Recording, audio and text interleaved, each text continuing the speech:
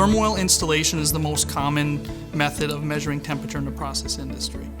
It provides a protective barrier between the temperature sensor and the process. Well, because it contacts the process, there's different things you need to take into account.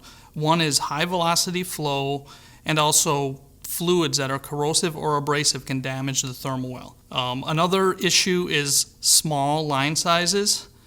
Often with small line sizes in Thermowells, installation is impractical, or you're going to get an inaccurate measurement reading.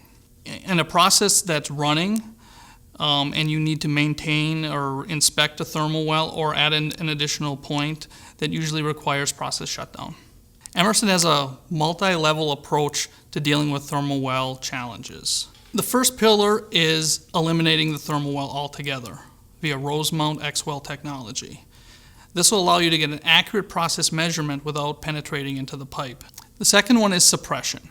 And what I mean by that is we're suppressing the process flow vortices, which can damage a standard Thermowell.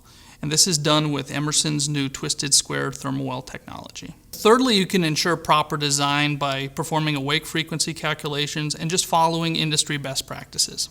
What Thermowell challenges are you experiencing? Please share your thoughts in the Emerson Exchange 365 community.